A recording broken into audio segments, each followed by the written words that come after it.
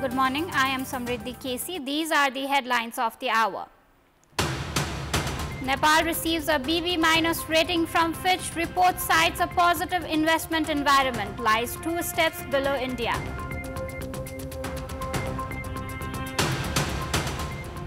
Premier Oli expresses his dissatisfaction towards the administration, directs employees to change their mindset and approach.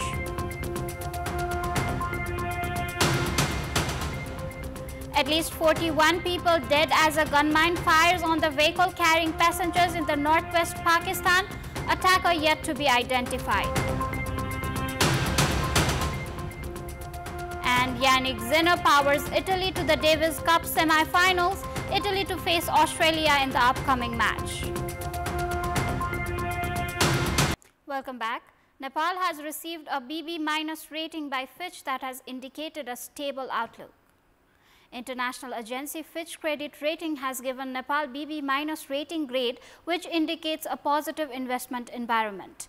This is based on Nepal's foreign currency reserves and indications of a reviving economy, among others. With this, Nepal is 2 places below India, which is considered good compared to many other South Asian countries. The Fitch Credit Rating team had done a field evaluation in September, where the team identified that Nepal's loan was lower than the gross domestic product (GDP) and that Nepal was doing better compared to other developing nations. In general, rating from above BB- is considered good for investments. Prime Minister K.P. Sharma Oli has expressed his dissatisfaction, stating that the administrative sector is not delivering results in the way that citizens can feel or experience. After reviewing the 3-month progress of the Prime Minister and Council of Ministers office, instructions were given to ensure visible and impactful results. Emphasis was placed on delivering outcomes that resonate with the public rather than getting caught up in the administrative procedures. He expressed his dissatisfaction, citing irregularities in the method used to determine the rates at customs. अनुसारमा त कर्मचारीले त खाका खाइछन् त gate पालेको भाग यति फलानाको भाग यति फलानाको भाग यति ढोका खोल्नेको भाग यति त्यो चिट टाँसिदिने त्यो हुन्छ नि त्यो पास भनेर टाँसिदिनेको भाग यति गरेर त्यहाँ यति भन्ने त त्यो त कानुन बमोजिम जस्तो भएको छ. Prime Minister Oli has directed an end to the practice of purchasing government materials without putting them to use. त्यो निर्वाचन आयोगमा एउटा चाहिँ मेसिन छ नखोलिकन राखेको छ परापूर्व कालमा ल्याएको अहिले प्रसाद यादव खोल्दाखेरि ल्याएको त्यो खोलेको छैन किन ल्याएको केही छाप्न ल्याएको कि अर्थकै उद्देश्यले त्यो किनेको किन्न परेको छाप्नलाई कि अर्थकै प्रयोजनका लागि किन्न परेको भन्ने कुरो कसरी छुट्याउने भन्ने दुविधा छ त्यहाँ किन किनेको. Premier Oli, expressing dissatisfaction with the quarterly progress reports presented by the employees, has directed them to change their mindset and approach. He stressed the importance of showcasing tangible improvements, particularly in areas like income growth, in future reviews. The Premier also emphasized the need for employees to focus on promoting good governance, controlling revenue leakage, and maximizing resource utilization. And more than half of the international airlines companies operating in Nepal have yet to pay their heed to the government directive of submitting their airfare details within the 24 hours. Of the 29 international service providers operating in Nepal, only 11 have submitted their details so far. The remaining 18 have said that they would do the same by today. Minister of Culture, Tourism and Civil Aviation Badri Pandey had given the airline service providers 24 hours to submit maximum and minimum prices for the flight tickets. The ministry has formed a committee under the leadership of the Joint Secretary to study the details submitted so far.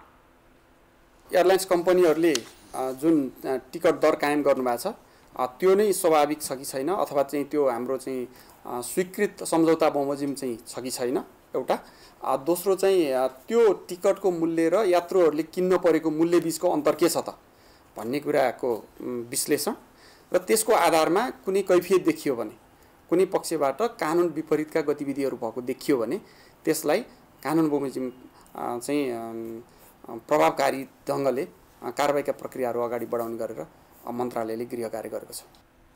Airline service providers have hiked the flight fares by up to 2 times since Tribhuvan International Airport began halting daily operation by 10 hours for construction works.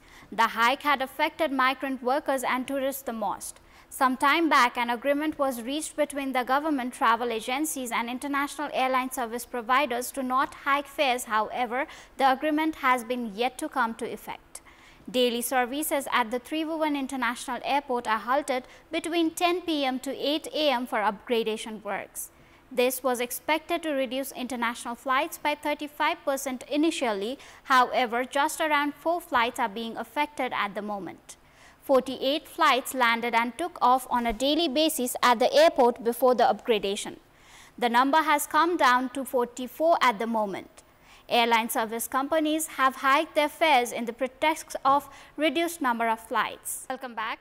The victims of cooperatives are still protesting in the capital, demanding the return of their savings. The victims protested at the Maitigar, saying that the agreement reached 3 times was not implemented and the money deposited in the cooperatives was not returned.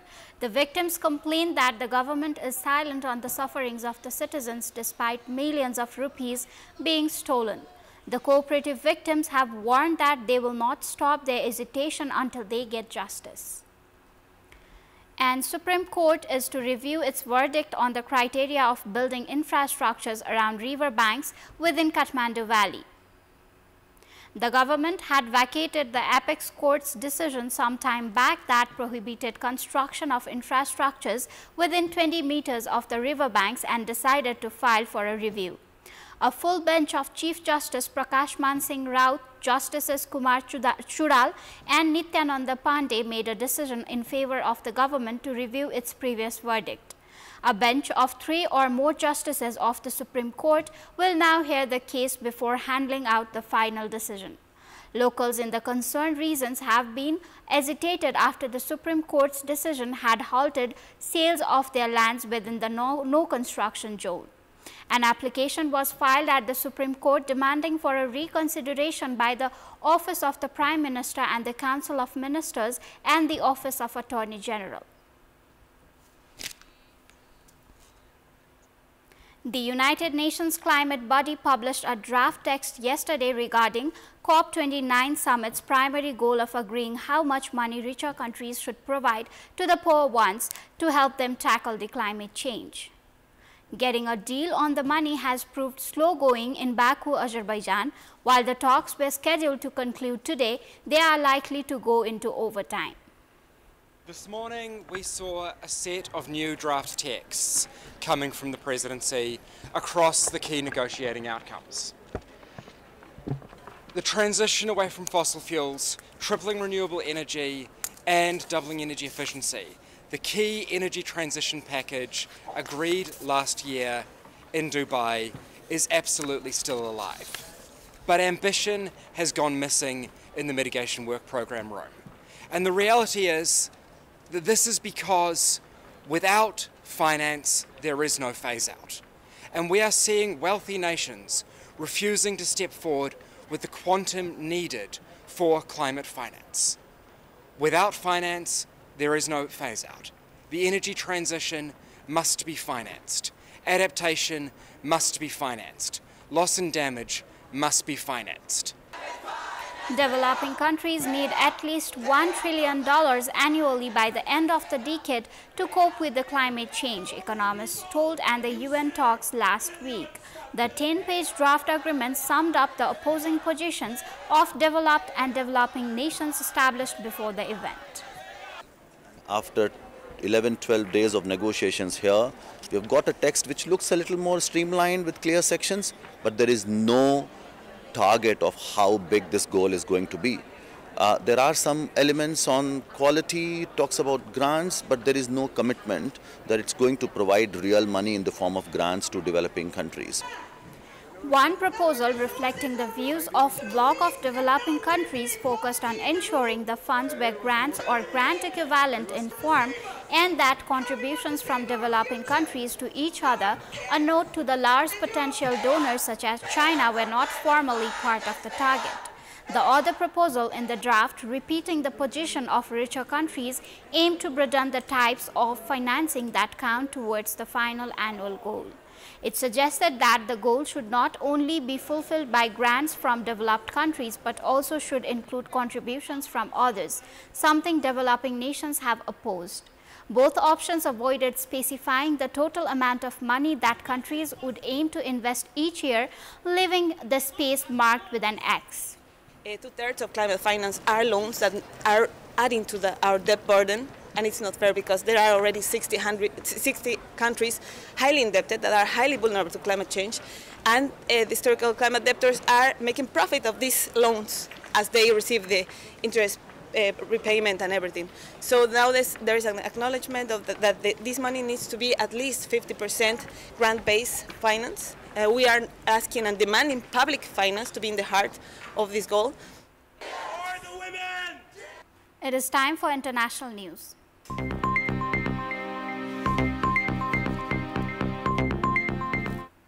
At least 41 people, including women and children, have been killed after unidentified gunmen opened fire on a convoy of 200 passenger vehicles traveling through a remote area of Pakistan. According to the area's deputy police commissioner, the vehicles were attacked as they traveled through the tribal district of Kurram in Pakistan, close to the Afghan border.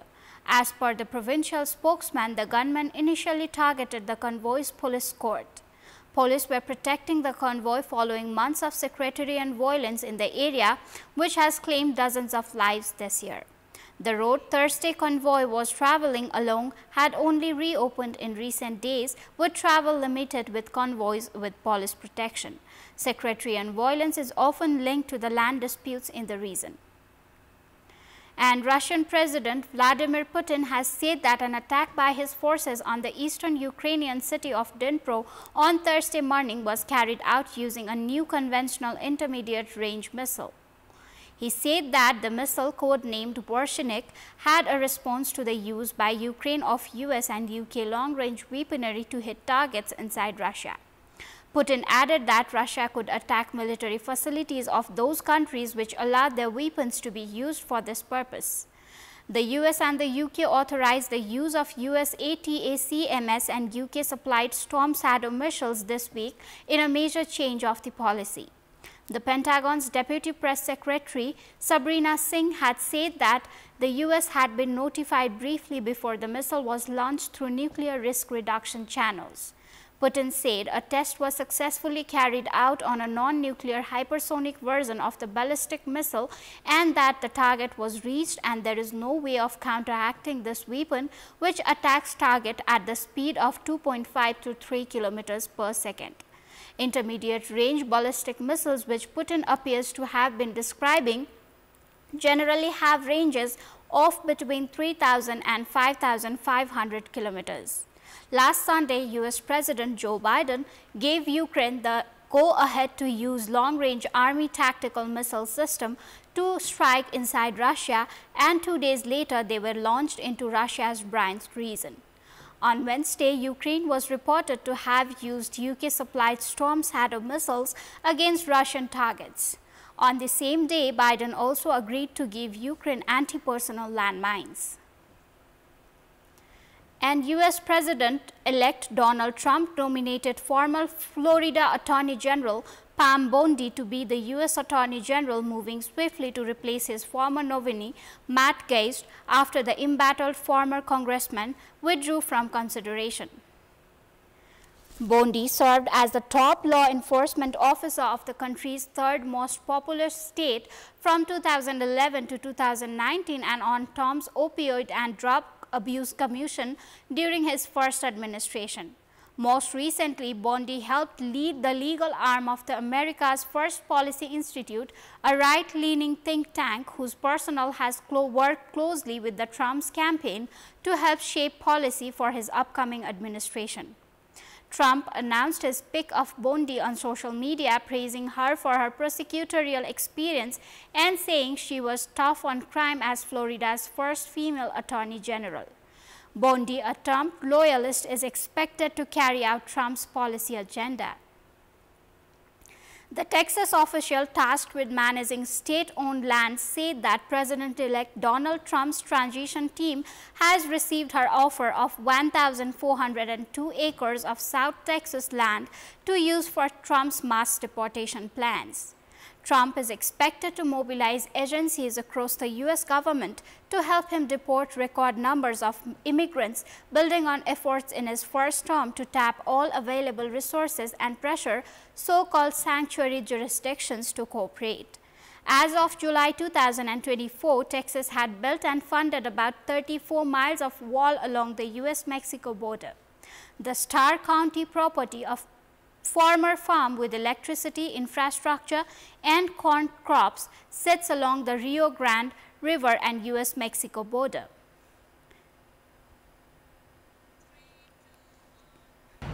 That is all for the moment. Thanks for watching. Bye for now.